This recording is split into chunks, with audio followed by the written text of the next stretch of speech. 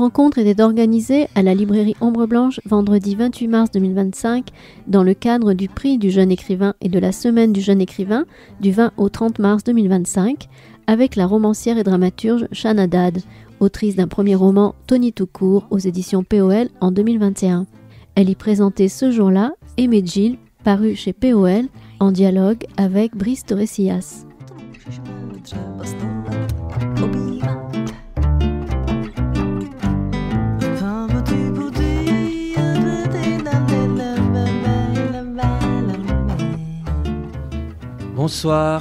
Bonsoir à toutes et à tous. Bienvenue à Ombre Blanche, bienvenue aux côtés de Shan Haddad, et non pas Shane comme je commençais à l'appeler. Je vais vous la présenter en quelques mots, mais vous le savez, nous allons principalement parler de son dernier ouvrage, le roman Aimé Gilles, chez POL. Donc pour brosser rapidement son portrait, elle est née à Paris d'un père producteur de films publicitaires, d'une mère attachée de presse dans le monde de la mode. Elle a grandi entre deux cultures françaises et tunisiennes, entre deux religions, catholiques et juives. Je lus. Vous êtes diplômé du master création littéraire de l'université Le Havre-Normandie et de l'école supérieure d'art et design du Havre, après un passage d'un Hippocagne-Cagne, spécialité théâtre, suivi d'une licence de théâtre à l'université Sorbonne Nouvelle. Votre premier roman, Tony tout court, a été sélectionné pour le Grand Prix RTL Lire 2021. Quant à ce second roman, ce deuxième roman, parce qu'il y en aura d'autres, donc il ne faut pas utiliser le mot second, Aimé Gilles, qui a été publié en 2024, il a attiré énormément l'attention et du public et de la critique, puisqu'il a été sélectionné pour le prix littéraire Le Monde 2024, le prix Méduse, le prix Alain Spies, le prix Patrimoine Louvre et le prix Médicis. Bravo. En tant que dramaturge, on a parlé d'études de théâtre, Shan a notamment coécrit une pièce intitulée « Le combat du siècle n'a pas eu lieu » en collaboration avec la metteuse en scène Juliette Fribourg. Et vous avez également travaillé avec la compagnie La Mesas Feliz sur leur création intitulée « Bonne ». J'ai tout bon, moi, justement. Et enfin, vous animez des ateliers d'écriture pour différents publics, y compris des détenus et des enfants. Et ce qui enrichit, avez-vous dit, votre pratique d'écriture théâtrale et littéraire. Et ça me fournit une excellente transition, ces ateliers d'écriture, parce que, si je ne me trompe pas, Aimé Gilles, à l'origine, la petite graine qui a permis d'aboutir à ce beau livre, c'est un atelier d'écriture. Racontez-nous comment ça... Voilà, on sait au moins à quoi servent les ateliers d'écriture. Ouais. Bonsoir tout le monde. Oui, donc Aimé Gilles est à l'origine une nouvelle qui est écrite dans le cadre d'un atelier d'écriture à l'université Paris 3, Sorbonne Nouvelle. Un atelier qui était en lieu libre, donc c'était à la bonne volonté des étudiants et étudiantes. Et c'était un atelier sur l'écriture du poète maudit. Fictionnaliser la vie d'un poète. Je dis un poète parce qu'il me semble que c'était assez centré sur... on avait comme base le texte de Pierre Michon, Rimbaud le fils. Voilà. Et donc, je l'avais lu et il m'avait subjugué. Ce texte m'avait subjugué. Et à partir de ce texte-là, j'ai écrit ma première nouvelle.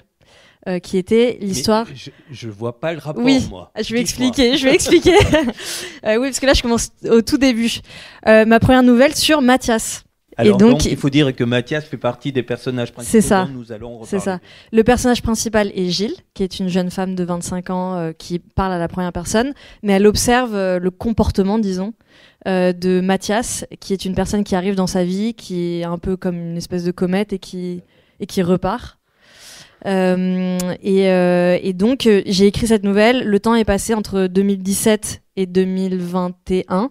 Et en 2021, j'ai voulu reprendre ce texte parce que voilà, il restait en moi.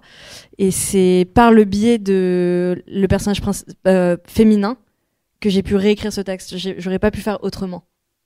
Effectivement, c'est aussi, dites-vous, pas une réécriture. Ce n'est pas ça, mais en tout cas un clin d'œil à une mise en perspective de Jules et Jim.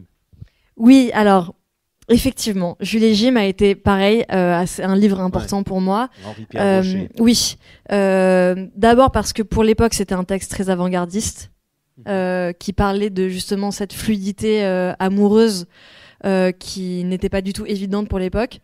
Il y a aussi quelque chose qui m'a touchée, c'est que cette personne a écrit ce livre à 70 ans et je trouve ça magnifique. C'est son premier roman. Il y aura Deux Anglaises et le continent. Oui, après il y aura Deux Anglaises et le continent, qui est un peu la même histoire, un peu plus serrée et en huis clos, mais voilà. Et que dans ce texte, on parle donc de fluidité d'amour entre deux hommes et une femme, mais la femme n'est pas le centre c'est pas elle qui raconte l'histoire. C'est une voix omnisciente, mais qui parle plus de Jules et de Jim. Et moi, j'avais envie d'écrire ce genre d'histoire avec une place tout le temps déplacée, toujours en se sentant étrangère, mais du point de vue de la femme. C'était ça le... Effectivement, c'est la femme qui est la narratrice, mais quand je lis le titre Aimer Gilles, qui entends-je? Est-ce que c'est Chane qui me dit aime mon personnage, ou est-ce que c'est Gilles qui demande ça? Voilà, racontez-moi. Eh ben, je serais tentée de vous répondre par une question. Qu'entendez-vous? Et ce sera la réponse. Oui, c'est-à-dire que vous avez volontairement choisi un titre ouvert. Oui, qui est très très très beau d'ailleurs. Merci. Avec, et puis c'est une injonction, il faut l'aimer.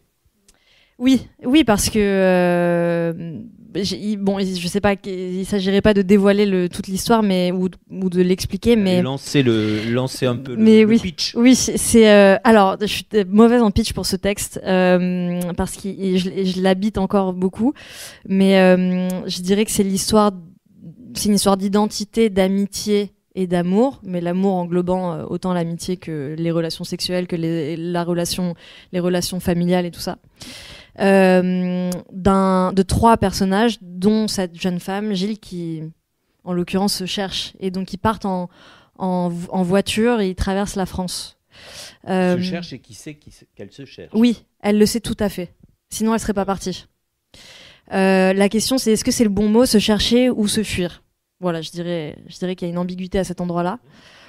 Et je sais plus du tout ce que c'était la question. Le pitch. Oui, je n'étais pas censée dire autre chose. Oui, la question la question l'injonction. Oui, c'est ça. L'injonction. Et donc, dans un trio, il y a l'idée du déséquilibre. Effectivement, Gilles cherche sa place jusqu'au point de demander enfin ce qu'elle veut. Elle sait ce qu'elle veut, donc elle demande. Mais c'est très dur d'arriver à savoir ce qu'on veut. Donc c'est son chemin vers sa volonté, peut-être. Mais vous avez utilisé le mot d'ambiguïté. Dans le livre, à moins que je vous ai mal lu, il y en a plusieurs ambiguïtés. Et parfois, on est pas perdu, mais c'est bien d'être perdu aussi. Il y a des choses sur lesquelles on ne peut pas trancher. Oui, complètement. Alors effectivement, exactement comme le titre suggère une question aussi, enfin des questionnements. Je crois qu'il y a quelque chose qui me plaît dans la littérature, qui est de ne pas répondre à toutes les questions et de ne pas fermer le sens et de pas définir et de pas donner trop de contours parce que exactement comme disait Paul Ostakovsky-Laurence, la littérature est là. L'ancien éditeur, plus exactement. La littérature est là pour mettre le désordre là où il y a de l'ordre, et je suis complètement d'accord. Et donc là où il y a désordre, il y a questionnement, et là où il y a questionnement, il y a identité et autonomie, et je trouve ça assez beau. Donc voilà, j'ai envie de faire exister ce trouble-là. Mais bon, mon défi, c'est quand même que ça soit tangible, que ça soit quand même agréable. Donc c'est mon travail, disons, d'artisane. Vous nous emportez, parce qu'il y a une espèce de road movie, quoi. Enfin, on va dire ça comme ça, d'aventure à trois, et plus que ça, parce qu'il y a d'autres personnages, on y reviendra sans doute. Moi, la question que je me suis posée en vous lisant, c'est vrai que c'est un livre qui cavale, c'est une écriture qui est en marche. Je me suis demandé si vous l'aviez écrit au fil de la plume comme ça, ou si je me fais avoir et qu'au contraire, derrière, il y a un travail de fou pour me faire croire que ça s'écrit tout seul. Même quand on écrit, ça s'écrit tout seul, il y a un travail de fou. Ça n'arrive pas du tout comme ça, mais c'est un long. En fait, justement, ce livre est un long travail de maturation puisqu'il a commencé à exister en 2017. Puis ensuite, ça a été du silence total. J'ai écrit mon premier roman, Tony tout court. Et ensuite, je me suis relancée dans Aimé Gilles avec un moment de page blanche totale où j'ai effacé tout ce que j'avais commencé. Je me suis beaucoup arrêtée jusqu'au moment où je suis rentrée dans 3 mois d'écriture très intense, non-stop, tout l'été 2023. 4 mois. 4 mois d'écriture de début juin à fin septembre. Et là, on arrive à s'arrêter, enfin, une fois arrêté, de se dire je reviens pas en arrière, je corrige pas. Alors moi, je suis obligée de relire tout ce que j'ai écrit avant de continuer. Donc je suis tout le temps en train de revenir, de ressasser, en fait. Et de corriger ou pas? Ah oui. Ouais. Oui. Déjà, ce processus-là, pour ne jamais perdre le fil de la conversation que j'ai mis en place avec la personne qui le lit. Et donc en l'occurrence moi, parce que je suis la première lectrice de mon texte. Et ensuite de continuer ce fil-là, mais surtout de comprendre où est-ce que je vais, parce que j'ai pas de plan, je sais pas où vont mes personnages. Moi non plus, je ne sais pas. Donc du coup, je suis obligée de revenir dans le passé pour... Vous ne savez pas du tout? Non. C'est vrai? Et pourtant, vous commencez par la fin? Oui, c'est vrai. Ah oui, il y a une incohérence là. Disons que la trame, je l'ai. Et puis je l'avais parce que j'avais écrit ma nouvelle. Après, vous permettez des mais petits qu'est-ce qui se dit? traverse. Non, mais qu'est-ce qui se dit? Qu'est-ce qu'ils font en réalité, au fond? Parce que un voyage, je le savais depuis le début qu'ils allaient faire un voyage. Okay. Qu'est-ce qui se dit de ce voyage? Qu'est-ce qu'ils veulent dire du monde? Comment se sentent-ils dans ce monde? Ça, je savais pas. C'est que de la sensation très intime et très personnelle de révolte, de joie, d'exaltation, de tristesse, Autant d'émotions qu'on retrouve. On peut avoir un petit bout ou pas? Bien sûr. Alors, j'ai l'habitude de lire.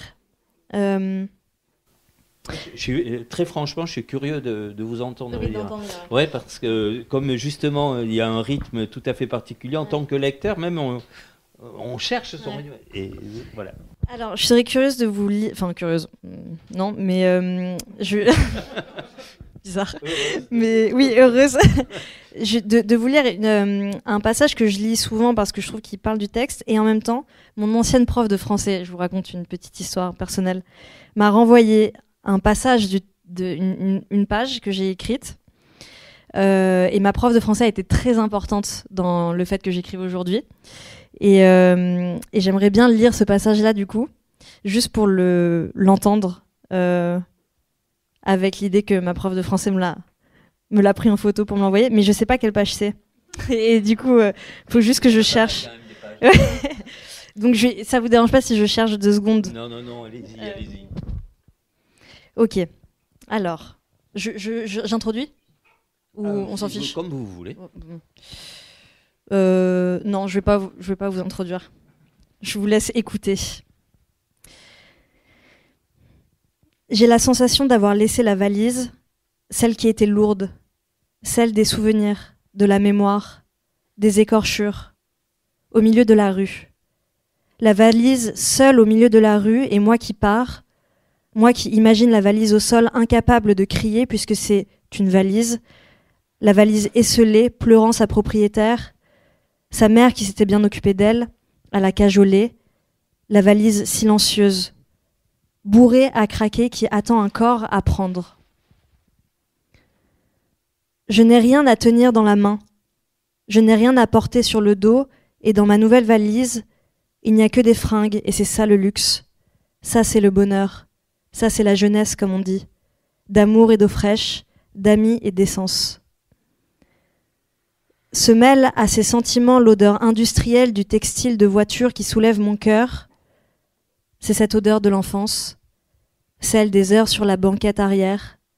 Ça me vient comme ça, le souvenir de vouloir gesticuler, de vouloir vomir cette odeur de parfum vieilli, de s'épuiser contre la ceinture, lutter contre la ceinture qui bloque la gorge. La voiture, le trajet, la ceinture n'ont pas changé. C'est moi qui ne suis plus la même, qui suis plus grande. Maintenant, la ceinture passe sur ma poitrine. Maintenant, je sais où l'on va. Je fractionne le temps et l'espace avec la force de ma pensée. Je me projette et devant, ce ne sont plus mes parents. Mais reste ce sentiment terrible de sécurité. Et dans ma sécurité la plus douce, la plus illusoire, je regarde par la fenêtre comme un cadre sur la vie, la réalité qui bouge sans cesse, comme si la terre tournait devant moi à sa vitesse réelle. J'écoute les garçons parler ou se taire et je regarde le temps passer et je regarde la terre changer, mais je ne prête attention à rien. Les responsabilités de ma conscience et de mon âge, pour un moment, disparaissent dans cette odeur de parfum vieilli et dans le défilement de ce qui me survivra. Merci beaucoup. Vous avez parlé des responsabilités de la conscience, de mon âge, je déforme un peu, mais en tout cas, il était question de votre âge. Les critiques qui ont évoqué votre livre soulignaient effectivement la jeunesse et on parlait d'un roman qui permettait de voir la jeunesse telle qu'elle était. Moi, je vous pose cette question. Est-ce que vous êtes d'accord avec ça ? Est-ce que c'est un roman dédié à Gilles, et même Gilles, Mathias et Mathieu, ou est-ce qu'on peut élargir et se dire que c'est un roman générationnel qui donne à voir la jeunesse telle qu'elle est aujourd'hui et que ces personnages sont emblématiques? Non, je crois pas. C'est-à-dire que ils ne le sont pas dans la mesure où c'est impossible que ça le soit. Parce que moi j'ai la sensation que l'écriture c'est trouver la singularité, pas l'universalité, et que c'est la singularité et le détail qui mènent vers une potentielle universalité. Mais ce n'est que un résultat par inadvertance, quoi. Et mon projet, c'était pas d'écrire sur la jeunesse d'aujourd'hui, c'était écrire sur 3 personnages qui ont 25 ans en 2023. Mais c'était pas l'intention de départ il y avait pas d'intention en fait. Vous êtes d'accord avec le fait que certains l'ont lu ainsi? Bien sûr, il n'y a aucun problème. La manière dont les lecteurs et les lectrices s'approprient le livre, je n'ai absolument rien à dire de ça. Mais moi, mon intention de départ n'était pas de peindre une jeunesse d'aujourd'hui parce que moi-même, je n'ai pas le don d'ubiquité. Je ne sais pas ce que c'est d'être jeune aujourd'hui pour tous les jeunes d'aujourd'hui. Donc à partir de ce moment-là, je peux pas me placer à cet endroit. Et donc si je peux pas me placer à cet endroit, je ne peux parler que de mon endroit. Et mon endroit, c'est ma singularité, c'est moi, c'est mes problèmes et mes questionnements et mes problématiques face au monde. Vous parlez comme si vous étiez Gilles. Qu'est-ce que je peux dire à ça? Je ne peux rien dire. Continuez. On est proches. On est des bonnes copines, je dirais. Mais voilà, vous parliez de sa singularité, oui. Qui n'est pas forcément Non, elle peut pas. Déjà, je suis une personne blanche qui vient d'une famille bourgeoise. Donc à partir de ce moment-là, je ne peux pas écrire à un autre endroit que ça. Et si je le fais, c'est dans une démarche où c'est pas moi je ne tire pas le personnage de moi. Oui. À ce moment-là, ça devient documentaire et donc je vais chercher des gens pour faire partie d'un projet qui est commun où eux seront les personnages principaux. Mais je ne peux que parler à mon endroit. Après, si ça croise d'autres vies, j'en suis très heureuse. Comment il a été perçu? Là, vous avez déjà des retours. Il est sorti en août. Donc, est-ce que ça a été... malgré tout, est-ce que les jeunes, des jeunes vous ont dit « Ouais, mais on se retrouve ». Oui, c'est vrai que je fais pas la somme de ce qu'on me dit, mais là quand j'y pense, j'ai une jeune fille que je connais, hein, on s'est pas croisés quoi, mais je la connais de loin. Elle a 22 ans et effectivement elle m'a dit qu'elle s'y retrouvait beaucoup, donc c'est beau c'est très beau et en même temps c'est complètement je veux dire, on est des milliards sur la planète. J'imagine que ça peut toucher quelques personnes. par probabilité, c'est mathématique, quoi. Vous êtes trop modeste. Pénétrons davantage dans le livre et dans ses personnages. On a parlé de trio, donc Gilles, jeune de 25 ans. Intéressons-nous à Mathias, qui a été donc le ferment au début. Et puis, partant de là, présentez-nous également Mathieu, s'il vous plaît. Oui, alors Mathieu, c'est le meilleur ami de Gilles. Donc ils ont le même âge. C'est un personnage qui, on apprend un peu plus tard qu'il est orphelin, donc il n'a pas de racines. Enfin, il en a, mais il ne les connaît pas.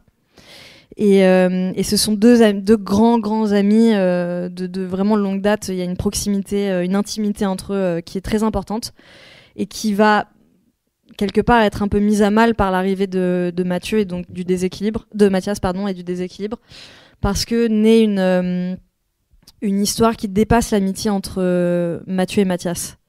Et donc, du coup, qui pose la question de la limite de l'amitié entre Gilles et Mathieu. Et où commence l'amour, comme on l'entend de manière fermée. C'est-à-dire l'amour amoureux, quoi. Oui, et il y a aussi la question du désir. Tout à fait. En fait, c'est plutôt une histoire de désir qu'une histoire d'amour. C'est vrai, c'est très juste. Et Gilles, donc, a du mal à se positionner. Et vous m'avez dit tout à l'heure, si j'ai bien fait attention, elle finit par trouver. Elle finit par savoir potentiellement ce qu'elle veut, oui. Ouais. Peut-être sans savoir elle-même, mais en tout cas, quelque chose sort de l'ordre de la volonté. D'accord. Non, parce que je repense à ma lecture, je savais. Je le voyais pas comme ça, mais c'est sans doute. Ah, mais alors, comment vous le voyez ? Non, mais elle est obligée de se rendre à certaines évidences, mais elle n'est pas comblée. Ah non. Voilà, on n'est pas dans la plénitude. Non. Voilà ce que... Pas du tout. D'accord.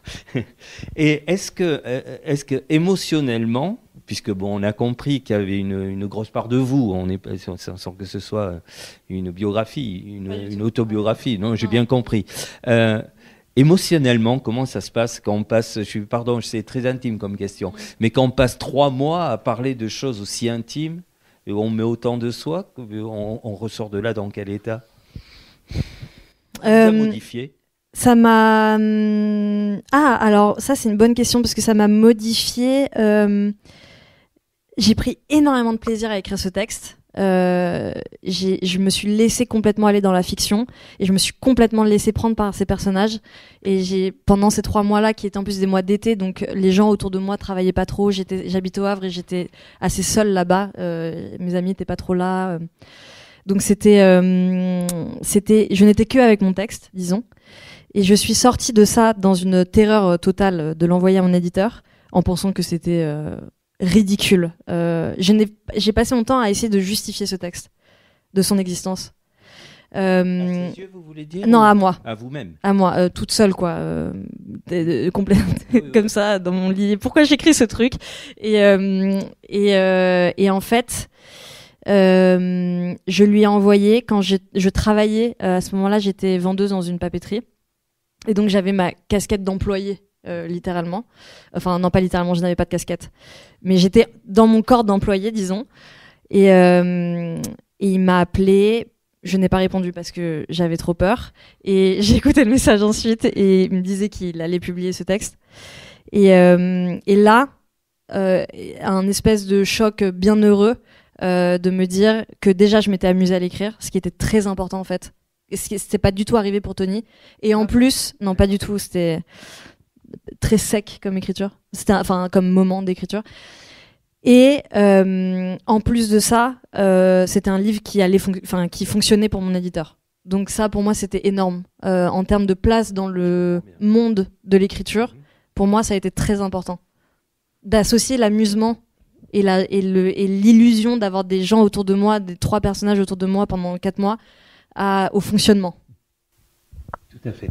Je reviens à ce que je disais sur le fait que certains ont vu dans ce livre un roman générationnel, que ça leur appartient, comme vous dites, qu'ils se trompent ou pas. Peut-être qu'une des raisons, c'est qu'il véhicule aussi des valeurs propres, qui touchent, Dieu merci, toutes les générations, mais qui ont été surtout initiées et défendues par la vôtre, à savoir l'écologie, le féminisme. Ces valeurs-là apparaissent à travers le personnage justement de Gilles, et de manière très poétique, par exemple avec cette biche, etc. Oui, parce que donc effectivement, c'est des questions qui me concernent, enfin moi qui m'habitent en tout cas, qui me posent beaucoup de questions, parce que comment en réalité être écologique, comment penser écologie de manière écologique, comment penser de manière féministe, c'est des questions qui j'espère m'animeront toujours et que je ne cesserai de renouveler. Et je ne pouvais pas ne pas parler de ça. Mais par contre, ça demande du temps pour sortir de la moralisation, disons. Voilà, ce n'est pas théorique, c'est pas didactique. Alors, je considère que mon travail, c'est de sortir de ça, c'est de partager le sensible et de ne pas partager la morale ou l'idée. C'est pas ça en fait, c'est de faire. En fait, l'empathie ne peut démarrer que à l'endroit du corps, pas de la pensée. Si on expose une pensée, c'est très rare de créer de l'empathie, alors que si on parle de son endroit de peur, de doute, de questionnement, d'expérience, je pense qu'on est un peu plus susceptible de faire comprendre, de transmettre en fait. Et la transmission, c'est littéralement le premier outil humain. Donc voilà, c'est ça qui m'importe moi dans mon processus d'écriture. J'ai parlé de motifs, j'ai évoqué une biche que les lecteurs découvriront. C'est qu'effectivement, un des charmes du livre, il y a cette fuite, donc on avance, mais il y a aussi une espèce d'incantation avec, je réutilise ce mot-là, des motifs récurrents qui participent du rythme. Oui, c'est vrai, la question de la répétition, que ce soit en image ou dans le processus d'écriture, est très important pour moi, et je ne sais pas pourquoi. Je sais pas pourquoi je répète autant. Alors là où je pourrais peut-être éclairer cette idée-là, c'est que travailler avec le plateau, parce que donc du coup je suis aussi dramaturge, j'écris pour le théâtre, et l'endroit du plateau est un endroit donc d'oralisation qui n'est pas moi un travail de langue, hein, c'est d'autant plus un travail de langue presque. Mais du coup, j'aime bien essayer de comprendre la manière dont l'oral peut se travailler. Donc du coup, il faut que je comprenne comment les gens parlent. Et en fait, le cerveau n'est pas fluide. C'est pas fluide une pensée qui s'extériorise. On répète beaucoup. Toute notre vie, on ressasse. Et même en psychanalyse, on ne cesse de répéter les mêmes motifs. Et donc, je pense que ça... Voilà, c'est une des explications, c'est peut-être cet aspect psychanalytique-là. Vous disiez, je ne sais pas au début, voilà. Et puis vous êtes en train de chercher devant nous, c'est beau. Oui, oui, là c'est ma pensée en train de se faire devant vous. Non, mais c'est très bien, parce que ça veut dire que vous avez le courage, quand vous écrivez, de ne pas tout expliquer, de ne pas tout vous expliquer. Il y a une espèce de lâcher prise, justement. Alors oui, l'idée étant de servir le texte et pas se servir soi quand on écrit. C'est-à-dire que quelque chose arrive dans le texte. Donc ça, c'est un travail de laisser faire la pensée. La chose arrive et ensuite, il faut tirer ce qui est déjà là. Il ne faut pas forcer le texte, il faut aller dans le sens du texte. Et donc, du coup, beaucoup de choses nous échappent en écriture parce qu'on ne sait pas pourquoi c'est là. Mais c'est là. Et donc, l'idée, c'est de continuer dans cette direction. Et quand nous échappe, à vous peut-être, parce que peut-être pas à tout le monde. Oui, c'est vrai. Ce que je veux dire, certains auteurs, à tort ou à raison, pensent davantage maîtriser le texte. Il me semble. Non, c'est tout à fait possible, oui. Je peux me tromper. Hein, non, mais je pense que quand je dis nous, c'est des résultats de discussions que j'ai pu avoir avec des gens qui écrivaient, mais c'est effectivement pas du tout 100% des gens qui écrivent. Et ça pourrait être ça, adapté au théâtre. Je dis peut-être n'importe quoi, mais. Bah, si quelqu'un me propose, je dirais oui, je pense. Mais vous pourriez le écrire, réécrire, adapter vraiment ce texte-là. Si on me proposait, je le ferais. Et alors, pourquoi au départ, puisque vous faites les deux, pourquoi ça a été un roman ? Parce que en fait, moi, d'abord, j'écris des romans, toujours dans ma tête. C'est d'abord ce genre-là. Je suis retournée au théâtre, j'ai fait des études de théâtre, mais je suis retournée au théâtre parce qu'on m'a demandé d'écrire. J'y suis pas allée moi volontairement. Enfin, j'y suis allée complètement volontairement, mais c'était pas. Je ne pense pas en texte de théâtre, je pense en texte de roman. Et donc là, donc j'ai écrit 2 pièces et je suis en train d'en coécrire une 3e. Et donc du coup, je commence à avoir une toute petite place dans ce milieu-là au sein de mes amis metteuses en scène et tout ça. Et je me rends compte que en fait, ça devient de plus en plus important et que je lis de plus en plus de textes de théâtre. Je vais plus au théâtre exactement de la même manière. J'y vais plus en tant que spectatrice, j'y vais en tant qu'écrivaine. Et donc je commence un peu à changer mon regard sur la chose. Et je pense que je vais être amenée, avec aussi les résidences qu'on me propose là pour les années qui arrivent, je vais être plus amenée à écrire des textes pour la scène. Et ça, c'est plus du tout la même... qui viennent de moi seulement, pas une commande. Oui, j'entends. Voilà, et je pense que ça va changer quelque chose. Alors, au fil de ce périple, je vous laisse découvrir, il se passe des tas de choses, mais je voudrais ne pas laisser dans l'ombre une certaine tante, la tante de Mathias. Ce personnage est très, très, très attachant et très particulier. Vous nous la présentez ? Oui, alors elle s'appelle Marguerite, c'est la tante de Mathias qui habite dans le sud-est. Et donc, en fait, les trois personnages passent de lieu en lieu. Ils vont d'abord chez Marguerite, ensuite ils vont dans le sud-ouest dans un camping qui est situé à côté de Puy-l'Évêque et ensuite ils remontent dans le Cotentin et dans une autre maison de Marguerite dont elle a hérité, une maison en ruine sur les falaises du Cotentin. Et Marguerite, c'est la tante de Mathias, donc qui est là sans être là, qui est une espèce de présence-absence décevante et en même temps très qui prend beaucoup de place. Oui, voilà. Et qui a je saurais pas trop te donner son âge, mais elle est pas de la même génération, en tout cas pas d'une génération proche, et elle parle elle de son rapport au monde en tant que femme à Gilles et de ce que c'est de voir un autre jeune corps de femme devant elle. Et c'est un personnage très fort parce que, me semble-t-il, sur l'ensemble des pages, je vais parler de façon un peu mathématique, mais c'est pas énorme. Et pourtant, encore une fois, c'est un personnage marquant. Oui, on me parle beaucoup de Marguerite. Ouais, mais ça ne m'étonne pas. En fait, Marguerite, c'est le premier monologue que j'ai écrit hors Gilles. D'accord. Et c'est un personnage, moi, qui me pose question parce que c'est un personnage qui est beaucoup plus âgé que moi. Et prendre la parole d'une personne qui a plus vécu que moi dans la fiction, alors que je n'ai pas vécu plus que moi-même, c'est très compliqué de parler de ce rapport au monde qui n'est pas du tout le mien, oui, que j'ai récupéré de mots, surtout de mères de mes amis, de ma propre mère, de ma grand-mère, de mes grands-mères, qui sont des bouts comme ça de rapport au monde que j'ai gardé, et que je pense que c'est le début d'un long travail autour de la parole de femmes qui ne sont pas de ma génération, que je veux absolument explorer. Il y a un autre personnage qui, lui, par contre, est de votre génération, et une autre femme, c'est Manel. Oui, Manel, une jeune femme qui est sans doute un peu plus jeune que Gilles, qu'elle rencontre dans un camping. Et là, pareil, une relation se tisse sur la question des rapports entre les femmes, notamment de la sororité, si on devait mettre des mots très contemporains dessus, et de comment on pense les blessures de gens qu'on ne connaît pas, des passages comme ça dans les vies. Il y a un personnage qui est défini par une initiale, est-ce qu'on en parle ou pas ?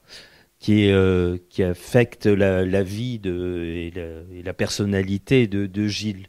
Est-ce qu'on en dit quelques mots Si vous voulez, vous pouvez en parler. Non, non, je ne m'y hasarderai pas. On va le laisser. C'est une ombre. Oui, il y a un personnage qui est l'ombre de Gilles. Ouais, exactement, qui est là pour qu'elle fuit en fait, voilà. dans le texte. Bon, je laisse les gens se faire une idée, surtout le découvrir. C'est un roman aussi où on découvre une jeune fille qui s'abandonne à... La fuite n'est pas simplement géographique. Il y a l'alcool, il y a le tabac. C'est très, très, très important, ça, dans le livre. Oui, parce que on n'en parle pas beaucoup du rapport à l'alcool quand on est... j'allais dire jeune, mais en fait, c'est une vie entière de rapport à l'alcool. J'imagine, ça disparaît pas comme ça parce que on a vieilli, ce serait ridicule. Mais moi, c'est quelque chose que j'ai découvert dans ma vie, de tout d'un coup être adulte, tout d'un coup partir de chez ses parents, tout d'un coup d'être complètement libre dans une ville. La plupart de mes amis au Havre ne viennent pas du Havre, ils viennent de autour en Normandie, mais pas du Havre spécifiquement. Et donc on se retrouve tous là-bas en école d'art et ça picole parce que c'est la liberté. Et parce qu'on est trop bête et qu'on sait rien de la vie, et donc du coup la liberté c'est l'alcool. Et parce qu'on a tout d'un coup le droit de faire ce qu'on n'avait pas eu le droit de faire pendant des années. Donc on s'approprie cette ancienne autorité-là, on se l'approprie et on part dans les extrêmes. Et je trouve que c'est pas du tout anodin, parce que passé ce moment d'euphorie-là, certains restent dedans. Et ça, c'est pas pareil. C'est plus la même chose. C'est-à-dire qu'il y a un moment donné, on sent que y a plus de musique, que les cotillons sont par terre, que les gens sont partis, mais dans la salle restent quelques personnes qui continuent de boire. Et c'est pas du tout un hommage à ces personnes-là dans le texte, mais c'est les observer et en parler aussi. Parce que moi, ça m'a marqué. Ça. Ouais. Forcément, c'est exactement ça, vous le savez mieux que moi. Mais ce que je veux dire, c'est qu'il y a effectivement, ça aurait pu être l'alcool festif, mais ça emprunte une vraie gravité. Il y a et avec l'excuse de l'alcool festif, beaucoup de gens y restent parce que c'est festif. Mais en fait, ça ne l'est plus. Et moi, c'est ce rapport à la mélancolie que j'ai découvert qui est... D'ailleurs, dans le mot mélancolie, on a l'impression que l'eau coule, quoi. Le liquide coule dans ce mot-là, je trouve. Et ce rapport à la mélancolie m'a touchée de manière complètement, sans mettre du tout de morale dessus, m'a touchée parce que vraiment, hein, c'est l'histoire de gens dans des bars au comptoir tous les soirs qui boivent, qui sont super sympas au début et qui deviennent tout d'un coup violents, tristes, qui tirent tout le monde vers le bas, qui traversent tellement d'émotions en même temps. Moi, ça me je sais pas, je trouve que ça dit quelque chose de très fort et j'avais envie de l'écrire et de l'explorer aussi, tout bêtement, quoi. En termes de sensations, j'avais envie de l'explorer. Et c'est aussi une béquille peut-être pour Gilles qui cherche du sens. En fait, si je vous ai bien lu, c'est une jeune fille qui se confronte à l'âge adulte. Ça lui fait pas tellement envie la vie normale. C'est même elle fuit cette vie normale et elle cherche du sens. Oui, c'est vrai qu'il y a une espèce de combat contre les... Enfin, c'est pas contre. On a la BO maintenant. c'est une jeune femme qui comment dire, qui se frotte aux mots qui sont des carcans, comme par exemple, là, comme je viens de dire, c'est quoi l'expression d'amour et d'eau fraîche, oui. Jeunesse, la jeunesse est heureuse, tu verras, enfin, ce genre d'expression, voilà, une vie normale, la vie active.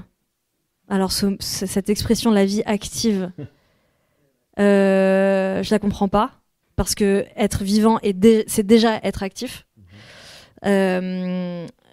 Et voilà, toute cette question de la norme, Gilles s'y frotte et ne comprend pas ces termes-là. Elle ne les comprend pas. Et donc, du coup, elle essaye d'être cette jeunesse insouciante. Elle essaye d'être cette jeunesse euphorique qu'elle est censée représenter. Elle n'y arrive pas. Elle est censée avoir l'alcool festif. Elle ne l'a pas. Elle est censée être dans la vie active. Elle n'y arrive pas.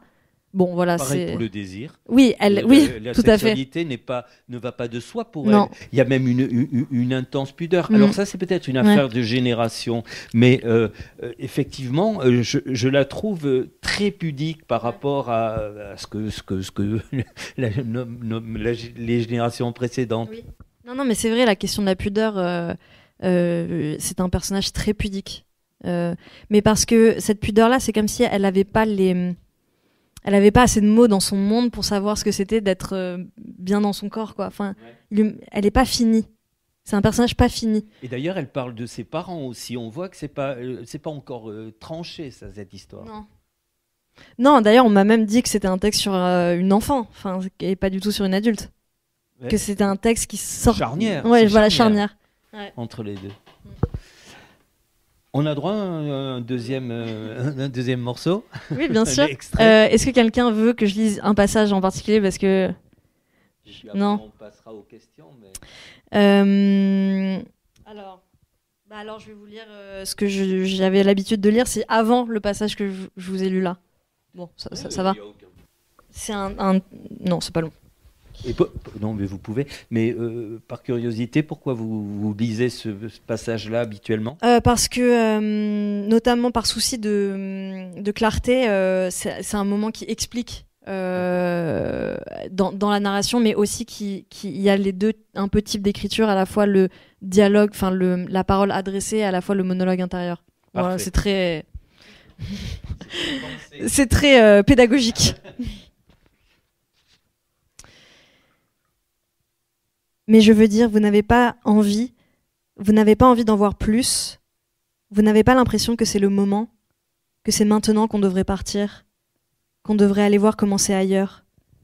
Parce que vous croyez vraiment qu'on va pouvoir voyager dans 15 ans, quand il fera trop chaud, qu'on aura des rations d'électricité, quand les îles et les côtes seront friables et submersibles. Vous pensez vraiment qu'on pourra aller voir le cœur du pays, l'histoire du pays dans nos vieux jours, quand les lotissements auront recouvert les champs, quand il n'y aura plus de hasard et plus de contingence, quand il n'y aura plus d'animaux dans les forêts. Vous croyez qu'on pourra s'amuser à marcher et à déambuler ? Moi, je vous dis que non. Je vous dis que non. Parce qu'on n'aura de toute façon pas de retraite. On n'aura plus d'aide et pas de retraite et des métiers pourris parce que ça coûte trop cher d'être artiste merde. Et moi, j'aurai des gosses, c'est sûr. Vous voyez, j'aurai des gosses à charge et j'aurai divorcé de mon idiot de mari parce qu'il n'aura pas été foutu de faire la vaisselle 10 fois dans sa vie et que ce sera trop dur à accepter pour moi parce qu'on dirait que c'est rien tout ça, mais c'est énorme. C'est énorme de faire les choses dans le silence. Vous le savez très bien. Vous n'êtes pas des femmes, mais vous aussi vous faites des choses dans le silence quand vous voudriez les dire et les affirmer et les écrire et les chanter. Je sais très bien, je suis pas idiote, et moi je vous dis, vous voyez, je vous dis, venez, on s'adore, on s'aime, c'est clair, et on devrait se laisser aller sur les routes, parce que bientôt il y aura plus de routes, elles seront coupées, et c'est trop éprouvant tout ça. C'est trop éprouvant, et moi je veux marcher encore un peu, rouler encore un peu, manger encore un peu. Je veux lâcher tous ces trucs qui m'empêchent de me comprendre. Je veux aller voir ailleurs. Je veux me casser, et si vous êtes mes potes, si on continue comme on a commencé, venez avec moi, accompagnez-moi. Je sais pas pourquoi ça me fait chialer, c'est pas mélo, c'est sincère. Venez, on se casse 5 minutes, 5 semaines, je sais pas, je m'en fous, mais je veux plus de réveil, je veux plus de cauchemars, j'ai besoin de me casser, je me dis que partir, comme des vacances quoi. Partir, ça peut être bien. Mathieu a posé sa main sur mon genou. Sa main ne bouge pas. Mathias, parfois, lève la tête. Je me lève pour nettoyer la tache de vin sur ma poitrine. Je la mouille et je frotte. Elle ne part pas. Personne ne parle et la musique s'arrête à ce moment précis. Je voudrais bien dire qu'il y a une certaine beauté à ce moment-là, cette beauté dont Mathias parlait, la beauté en toute chose qui se trouverait dans la pièce, sur la table pleine de cendres et de bière renversées, de miettes de chips et traces de gras, dans cette atmosphère avinée et enfumée, dans la lumière chaude qui entre en collision avec l'obscurité de la rue, dans le silence des deux M, gêné, touché de mon accès, épuisé par toutes ces idées, tous ces mouvements, tous ces regards et ces attentions que l'on s'est portés cette nuit. Mais je ne la sens pas, la beauté. Je ne la vois pas. Sans doute qu'il y a eu trop d'alcool, que la lourdeur de mon corps m'empêche de sentir autre chose. De toute façon, tout n'est pas romantique et je suppose que c'est ça aussi être adulte. Comprendre que tout n'est pas romantique. Vouloir partir, on pourrait croire que ça l'est. Mais ce que j'exprime à ce moment-là, ce n'est pas une quête, c'est une fuite.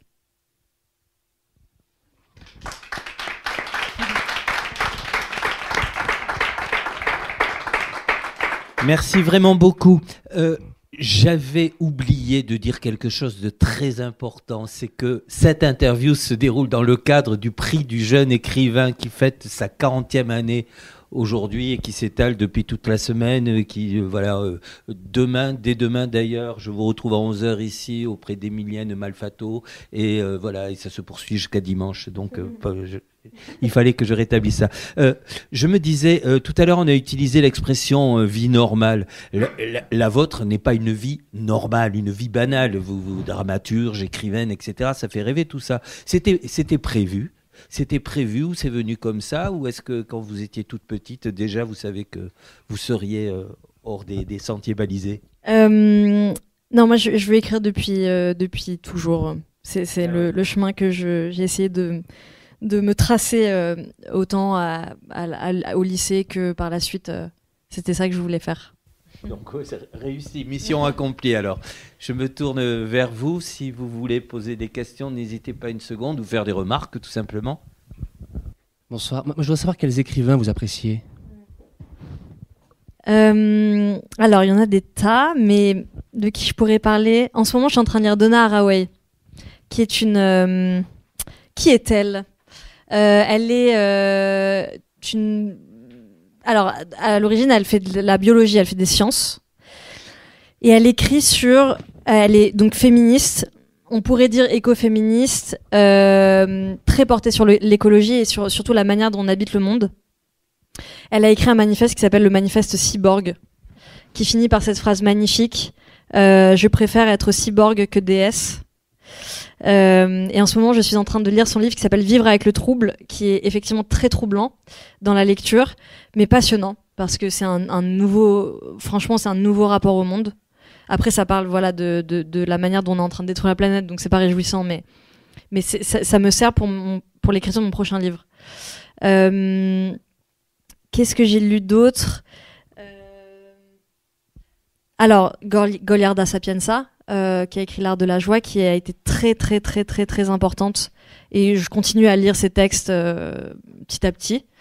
Et puis c'est quand même un livre qui contient 150 pages écrits comme pour du théâtre. Enfin, c'est des dialogues et tout ça, donc je trouve ça passionnant. Elle a un rapport baroque au livre, et ça, moi, ça m'apprend beaucoup à se défaire du genre, en fait. Et puis il y a un autre écrivain, alors là, je sais pas pourquoi ça me vient là comme ça, qui s'appelle Jean-René Huguenin, qui a écrit un seul roman, Jean-René Huguenin. Alors non, j'ai lu son premier roman qui s'appelle La Côte sauvage, et je suis en train de lire son journal qui est truffé de réflexions misogynes, mais c'est extraordinaire à le lire parce que ça me permet de rentrer dans la tête de quelqu'un de misogyne, ce qui est pas courant. Et très très conservateur. Je me demande ce qu'il serait devenu plus tard. Il est mort prématurément. Il est mort dans un accident de voiture à 26 ans, ce qui est horrible, et c'est effectivement une époque, les années 60, où les gens mouraient beaucoup en voiture, ce qui a inspiré ce livre, beaucoup. Tout à fait. Voilà, mais La Côte sauvage, c'est un roman que j'ai trouvé... Enfin, les dialogues sont extraordinaires dedans. Donc voilà, c'est des petites touches comme ça. Nimier, Camus. Si je peux, permettez-moi de raconter ce que vous m'avez dit tout à l'heure, à savoir que vous relisiez beaucoup en ce moment. Ça, oui, c'est intéressant. Tout à fait. Je relis des textes que j'ai lus déjà. Je retourne dans des textes que j'ai lus avant, fut un temps, soit à 15 ans, soit il y a 2-3 ans. Et notamment, je suis en train de relire, alors c'est peut-être un peu moins séduisant que ce que je racontais tout à l'heure, mais je suis en train de relire une trilogie de science-fiction. Non, c'est pas de la science-fiction. Je sais pas en fait ce que c'est comme genre, c'est de la fiction. d'un écrivain qui s'appelle Scott Westerfeld, qui a écrit une trilogie il écrit pour adolescents.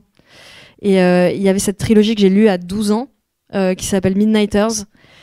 Et c'est l'équivalent de Harry Potter pour tout le monde que je n'ai pas lu. J'ai pas lu Harry Potter, mais j'ai lu Midnighters, et je retourne dans des émotions d'enfance.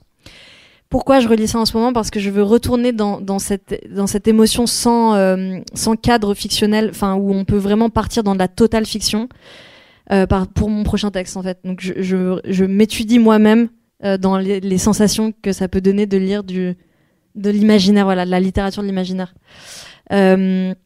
Voilà, et puis je retraverse un autre livre de Paul B. Preciado qui s'appelle Testo Junkie, sur la question du corps qui mute, de la transidentité que je reparcours comme ça. Je retourne dans des journaux, le journal de Henri-Pierre Rouchet, j'y retourne beaucoup. Voilà, je relis des livres en fait, comme si pour vraiment retourner dans les sensations d'autrefois, mais avec mon regard intellectuel d'aujourd'hui. Donc pour prendre de la distance sur moi-même en fait, et pour étudier mon rapport à la lecture. Je voudrais revenir sur les deux prénoms, Mathias, Mathieu. Pourquoi ils sont si proches et pourquoi ces deux M, c'est un peu le M du mot amour. Complètement. Pour la deuxième partie de votre question, complètement. C'est des figures en fait, tous ces personnages-là. Il y a un personnage dans le livre qui s'appelle Elle, juste avec la lettre L, mais qui veut dire elle, le pronom, qui représente la femme, comme on a pu d'ailleurs la voir dans beaucoup de romans, un peu lointaine, un peu évanescente, cette figure-là qui est mystérieuse. Voilà, c'est cette figure-là que je questionne. Et effectivement, les deux M qui appellent le mot amour. Mais c'est un peu comme d'ailleurs Grégoire Bouillet qui a écrit le dossier M. En fait, je suis pas du tout la première à utiliser cette figure-là de la lettre M. Et la proximité entre les deux prénoms, sans doute parce que ce sont effectivement des personnages de papier et que quelque part ça rappelle qu'ils ne sont pas réels parce que c'est trop proche pour que ce soit réel, disons. Et Jules et Jim. Et Jules et Jim aussi, mais ça c'est complètement inconscient sur le coup. Ah oui, ouais, complètement. Ah, j'ai cru que vous aviez et même le prénom Gilles. Ah d'accord. Complètement inconscient, okay. Pas du tout fait exprès, mais que ça soit les deux prénoms très similaires. Voilà, c'est pour travailler cette fictionnalité là en fait. Est-ce que même sont-ils réels pour Gilles? Il y a une autre image qui me vient, c'est l'image dans la Bible de la côte d'Adam qui devient Ève. Je sais pas pourquoi, pour moi ça c'est le début de la fiction. Et j'ai l'impression que Gilles sort ces deux M de son propre corps, quoi. J'inverse l'histoire de la Bible. Rien que ça. Et ainsi soit-elle. Oui, voilà, c'est ça. Je crois que j'ai répondu. Je voulais dire autre chose, mais je sais plus ce que c'est. Mais voilà. Écoutez, ce que je vous propose, de toute façon, comme il va y avoir des dédicaces, je pense et j'espère, donc vous pourrez poser vos questions dans un cercle plus étroit, plus intime. Et par ailleurs, je vous rappelle que le prix du jeune écrivain, ça continue. Donc, n'hésitez pas à venir aux rencontres, qu'il s'agisse d'Ombre Blanche ou de Muret. Et puis, surtout, je voudrais remercier du fond du cœur Shan Haddad. Merci beaucoup.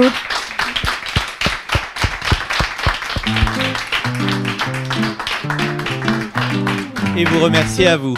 Bonne soirée.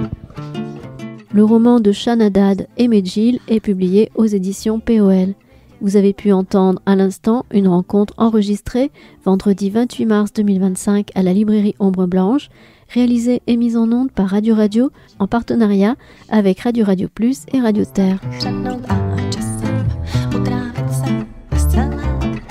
Miláčku drahý, když nemáš tak rád.